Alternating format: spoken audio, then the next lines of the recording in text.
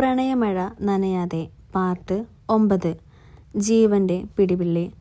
മഴ വന്യമായി തകർത്തു പെയ്തുകൊണ്ടിരിക്കുന്ന ആ രാത്രിയിൽ തൃപ്പൂണിത്തറയിലെ ബൈപ്പാസ് റോഡിലൂടെ ആംബുലൻസ് അലറി വിളിച്ചു പാഞ്ഞു. അകത്ത് ചോരയിൽ കുളിച്ചു കിടക്കുന്ന ദേവിൻ്റെ തല സ്വന്തം മടിയിൽ വെച്ച് മൈഥിലി അലറി കരയുകയായിരുന്നു. അവൻ്റെ ചുവന്നു തുടുത്ത ചുണ്ടുകൾ വിളറി വെളുത്തിരിക്കുന്നു. വയറ്റിലെ ആഴത്തിലുള്ള മുറിവിൽ നിന്നും ചോര ഉറ്റുവീഴുന്നത് തടയാൻ അവൾ തൻ്റെ കൈകൾ കൊണ്ട് പരമാവധി അമർത്തിപ്പിടിച്ചിരുന്നു.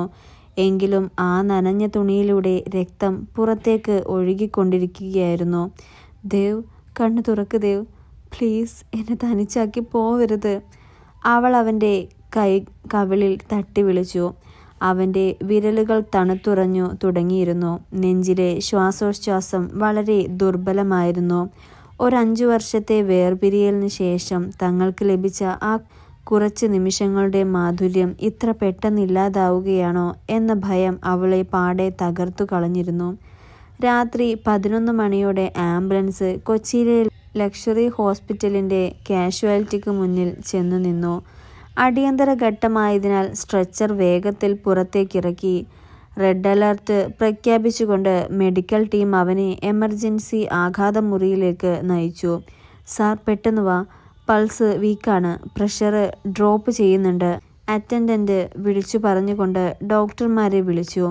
മൈഥിലി സ്ട്രെച്ചറിനൊപ്പം ഓടി. പക്ഷേ ഓപ്പറേഷൻ തിയേറ്ററിൻ്റെ കനത്ത വാതിൽകൾക്ക് മുന്നിൽ സെക്യൂരിറ്റി ജീവനക്കാർ അവളെ തടഞ്ഞു. മാഡം, അകത്തേക്ക് അനുവാദമില്ല, പുറത്തു നിൽക്കൂ പ്ലീസ്, എനിക്ക് അവൻ്റെ കൂടെ നിൽക്കണം, അവൻ എന്നെ വിട്ടുപോകും.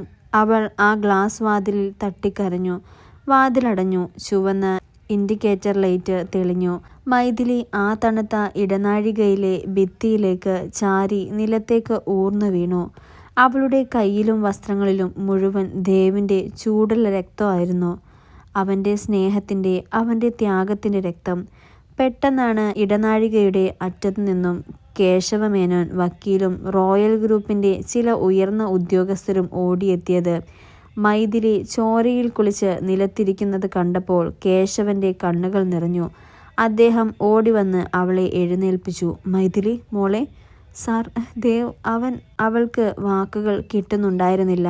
ഞാൻ അറിഞ്ഞു മോളെ, പോലീസ് എന്നെ വിളിച്ചിരുന്നു, വില്ലയിൽ നടന്ന കാര്യങ്ങളെല്ലാം അവർ പറഞ്ഞു. കേശവമേനോൻ അവളുടെ തലയിൽ പതുക്കെ തലോടി. ധൈര്യമായിരിക്ക്, ദേവിനൊന്നും സംഭവിക്കില്ല, അവൻ ഒരുപാട് പ്രതിസന്ധികളെ അതിജീവിച്ചവനാണ്, അവൻ നിന്നെ തനിച്ചാക്കി പോവില്ല. എൻ്റെ തെറ്റാണ് സാർ, അവൾ വിതുമ്പി. ഞാനന്ന് അവനെ സംശയിച്ചില്ലായിരുന്നെങ്കിൽ അവൻ ആ വില്ലയിൽ തനിച്ചാകുമായിരുന്നില്ല. ഞാൻ അവൻ്റെ കൂടെ ഉണ്ടായിരിക്കുമായിരുന്നു. അവൻ്റെ പനി പോലും ഞാൻ കാര്യമാക്കിയില്ല. അങ്ങനെയൊന്നും പറയരുത്, കേശവമേനോൻ അവളെ ആശ്വസിപ്പിച്ചു. നീ അവിടെ ഉണ്ടായിരുന്നത് കൊണ്ട് മാത്രമാണ് അവനിപ്പോൾ ജീവനോടെയെങ്കിലും ഈ തിയേറ്ററിനുള്ളിൽ ഉള്ളത്. ആ ഗുണ്ടകൾ അവനെ കൊന്നു കളഞ്ഞേനെ. 1/2 മണിക്കൂറിന് ശേഷം ഓപ്പറേഷൻ തിയേറ്ററിൻ്റെ വാതിൽ തുറന്ന് ചീഫ് സർജൻ ഡോക്ടർ ആനന്ദ് പുറത്തേക്ക് വന്നു. മൈഥിലിയും കേശവമേനോനും വേഗത്തിൽ അദ്ദേഹത്തിൻ്റെ അടുത്തേക്ക് പാഞ്ഞെടുത്തു. ഡോക്ടർ, ദേവ്, അവൻ സുരക്ഷിതനാണോ? മൈഥിലി പ്രതീക്ഷയോടെ ചോദിച്ചു. ഡോക്ടർ തൻ്റെ സർജിക്കൽ മാസ്ക് അടിച്ചു മാറ്റി. അദ്ദേഹത്തിൻ്റെ മുഖത്ത് കടുത്ത ആശങ്ക നിഴലിച്ചിരുന്നു. കത്തി ആഴത്തിലിറങ്ങിയിട്ടുണ്ട്. ആന്തരിക അവയവങ്ങൾക്ക് ചെറിയ മുറിവേറ്റിട്ടുണ്ട്. ആന്തരിക രക്തസ്രാവം നിയന്ത്രണ വിധേയമാകാൻ നമ്മൾ ശ്രമിക്കുന്നുണ്ട്. പക്ഷേ ഏറ്റവും വലിയ പ്രശ്നം അതല്ല. പിന്നെ എന്താണ് ഡോക്ടർ? കേശവമേനോൻ ചോദിച്ചു. അവന് കടുത്ത ന്യൂമോണിയ ബാധിച്ചിട്ടുണ്ട്. പ്രൊഫ്യൂസ് ബ്ലീഡിങ്ങും കടുത്ത പനിയും ഒന്നിച്ചു വന്നതോടെ അവന് കാർഡിയാക് അറസ്റ്റ് വരാനുള്ള സാധ്യത കൂടുതലാണ്. അടുത്ത 24 മണിക്കൂർ വളരെ നിർണായകമാണ്. പേഷ്യൻ്റ് ICUവിൽ വെന്റിലേറ്ററിൻ്റെ സപ്പോർട്ടിലാണ്. We are trying our best. ഡോക്ടറുടെ വാക്കുകൾ കേട്ടതും മൈഥിലിയുടെ ചുറ്റുമുള്ള ലോകം നിശ്ചലമായി. വെന്റിലേറ്റർ 24 മണിക്കൂർ. എനിക്ക് അവനെ ഒന്ന് കാണണം ഡോക്ടർ, അവൾ യാചിക്കുന്നത് പോലെ ചോദിച്ചു. ഇപ്പോൾ അനുവദനീയമല്ല. ICUവിലേക്ക് ഇൻഫെക്ഷൻ ഉണ്ടാവാൻ പാടില്ല. നാളെ രാവിലെ നോക്കാം. ഡോക്ടർ പതുക്കെ നടന്നു. രാത്രി പതുക്കെ പകലിലേക്ക് വഴിമാറി. മഴ കുറഞ്ഞിരുന്നെങ്കിലും ആകാശത്ത് കറുത്ത മേഘങ്ങൾ വിങ്ങി നിൽക്കുന്നുണ്ടായിരുന്നു. ICUവിന് പുറത്തെ കസാരയിൽ മൈഥിലി തളർന്നിരുന്നു. കേശവമേനോൻ നിർബന്ധിച്ച് അവൾക്ക് കുടിക്കാൻ കുറച്ച് വെള്ളം നൽകിയെങ്കിലും അവൾ അത് കുടിച്ചില്ല. രാവിലെ 8 മണിയോടെ ഒരു ലേഡി പോലീസ് ഓഫീസറും 2 പോലീസുകാരും ICUവിൻ്റെ പരിസരത്തേക്ക് വന്നണഞ്ഞു. മിസ് മൈഥിലി അല്ലേ? CI ഗീത ചോദിച്ചു. മൈഥിലി സാവധാനം തല ഉയർത്തി. അതെ, ഞങ്ങൾ തൃപ്പൂണിത്തറ സ്റ്റേഷനിൽ നിന്നാണ് വന്നത്. മിസ്റ്റർ ദേവനിരഞ്ജന് കുത്തേറ്റ സംഭവത്തിൽ നമുക്കൊരു FIR രജിസ്റ്റർ ചെയ്യണം. നിങ്ങളാണ് പ്രധാന സാക്ഷി. എന്താണ് അവിടെ സംഭവിച്ചതെന്ന് വ്യക്തമാക്കാമോ? മൈഥിലി തലേന്ന് നടന്ന കാര്യങ്ങൾ അക്കമിട്ട് നിരത്തി. വിക്രം രാജും അവൻ്റെ ആളുകളും വില്ലയിൽ അതിക്രമിച്ചു കയറിയതും വില്യംസ് ഗ്രൂപ്പിൻ്റെ ഭീഷണിയും ദേവ് അവരോട് പൊരുതിയതുമെല്ലാം അവൾ വിശദീകരിച്ചു. Williams group? CI ഗീത ദീർഘശ്വാസം എടുത്തു. അവർ കൊച്ചിയിൽ കുറച്ചുകാലമായി ബിസിനസ് മാഫിയയായി പ്രവർത്തിക്കുകയാണ്. പക്ഷേ ഇത്രയും വലിയൊരു അതിക്രമം അവർ ചെയ്യൂ എന്ന് കരുതിയില്ല. ഞങ്ങൾ വിക്രം രാജിനെയും സംഘത്തെയും തിരയുന്നുണ്ട്. CCTV ദൃശ്യങ്ങൾ ലഭിച്ചിട്ടുണ്ട്. അവരെ ഉടൻ പിടികൂടും. പോലീസ് മടങ്ങിയപ്പോൾ കേശവമേനോൻ മൈഥിലിയുടെ അടുത്തേക്ക് വന്നു. മൈഥിലി, നീ ഹോസ്റ്റലിൽ പോയി ഡ്രസ്സ് മാറി ഒന്ന് വിശ്രമിക്ക്. രാത്രി മുഴുവൻ നീ ഉറങ്ങിയിട്ടില്ല. ഇവിടെ ഞാൻ നിൽക്കാം. ഇല്ല സാർ, മൈഥിലി ഉറച്ച ശബ്ദത്തിൽ പറഞ്ഞു. ഞാനിനി ഇവിടെയൊന്നും എങ്ങോട്ടും പോകില്ല. ദേവ് കണ്ണു തുറക്കുമ്പോൾ അവൻ ആദ്യം കാണേണ്ടത് എന്നെയാണ്. അവളുടെ ആ ഉറച്ച തീരുമാനം കണ്ടപ്പോൾ കേശവമേനോൻ കൂടുതൽ നിർബന്ധിച്ചില്ല. 10 മണിയോടെ ഡോക്ടർ ICUവിൽ നിന്നും പുറത്തേക്ക് വന്നു. പൾസ് റേറ്റ് സാവധാനം സ്റ്റെബിലൈസ് ചെയ്യുന്നുണ്ട്. എങ്കിലും വെന്റിലേറ്റർ മാറ്റിയിട്ടില്ല. ഒരാൾക്ക് മാത്രം അകത്ത് കയറി 5 മിനിറ്റ് കാണാം. പക്ഷേ സംസാരിക്കാൻ പാടില്ല. മൈഥിലി വേഗത്തിൽ എഴുന്നേറ്റു. സർജിക്കൽ ഗൗണും മാസ്കും ധരിച്ച് അവൾ ICUവിൻ്റെ തണുത്ത വാതിൽ തുറന്ന് അകത്തേക്ക് കടന്നു. അവിടുത്തെ അന്തരീക്ഷം മെഷീനുകളുടെ കൃത്രിമ ശബ്ദങ്ങളിൽ നിറഞ്ഞിരുന്നു. നടുവിലത്തെ കട്ടിലിൽ പലവിധ പൈപ്പുകൾക്കും മോണിറ്ററുകൾക്കും നടുവിൽ ദേവ് കിടക്കുന്നുണ്ടായിരുന്നു. അവൻ്റെ നെഞ്ചിലെ ചലനങ്ങൾ മെഷീൻ്റെ സഹായത്തോടെയായിരുന്നു. മൈഥിലി സാവധാനം അവൻ്റെ കട്ടിലിനരികിലേക്ക് നടന്നു. ആ പഴയ ഘനഗാംഭീര്യമുള്ള എല്ലാവരെയും ശാസിക്കുന്ന റോയൽ ഗ്രൂപ്പിൻ്റെ MD ഇന്നിവിടെ വളരെ നിസ്സഹായനായാണ് കിടക്കുന്നത്. അവൾ വിറയ്ക്കുന്ന കൈകൾ നീട്ടി അവൻ്റെ തണുത്ത വിരലുകളിൽ തൊട്ടു. ദേവ്, അവൾ വളരെ താഴ്ന്ന ശബ്ദത്തിൽ വിളിച്ചു. അവൻ്റെ കൺപോളകൾ നിശ്ചലമായിരുന്നു. നീ എത്രയും വേഗം എഴുന്നേൽക്കണം കേട്ടോ. അവളുടെ കണ്ണിൽ നിന്നും കണ്ണുനീർ തുള്ളികൾ അവൻ്റെ കൈവെള്ളയിലേക്ക് ഉറ്റി വീണു. നമ്മൾ വാഗമണിൽ വെച്ച് പ്ലാൻ ചെയ്ത ആ പ്രൊജക്റ്റ് നമുക്ക് പൂർത്തിയാക്കണ്ടേ? എനിക്ക് എൻ്റെ പ്രസൻറ്റേഷൻ ഇനിയും മെച്ചപ്പെടുത്താനുണ്ട്. നീ എനിക്ക് മാർക്ക് തരേണ്ടതുണ്ട്. അവൾ അവൻ്റെ കൈ സ്വന്തം കൈവെള്ളയിലേക്ക് ചേർത്തു പിടിച്ചു. അതുമാത്രമല്ല, അടുത്ത മാസം നിൻ്റെ അച്ഛൻ്റെ പൂജയ്ക്ക് തൃശ്ശൂരിലെ തറവാട്ട് വീട്ടിലേക്ക് എന്നെ കൊണ്ടുപോകാമെന്ന് നീ വാക്ക് തന്നതല്ലേ? ആ വാക്ക് പാലിക്കാതെ നിനക്കിവിടെ കിടക്കാൻ കഴിയില്ല ദേവ്. എന്നെ വീണ്ടും തനിച്ചാക്കി പോകാൻ ഞാൻ നിന്നെ അനുവദിക്കില്ല. പെട്ടെന്ന് മോണിറ്ററിലെ ഹാർട്ട് ബീറ്റ് ലൈൻ ചെറിയൊരു വ്യതിയാനം കാണിച്ചു. ദേവിൻ്റെ കൈവിരലുകൾ നേരിയൊരു ചലനം അനുഭവപ്പെട്ടു. മൈഥിലി ഞെട്ടലോടെ അവനെ നോക്കി. അവൻ്റെ കൺപോളകൾ പതുക്കെ അനങ്ങി. വിറയ്ക്കുന്ന ചുണ്ടുകളോടെ അവനെന്തോ മന്ത്രിക്കാൻ ശ്രമിക്കുന്നത് അവൾ കണ്ടു.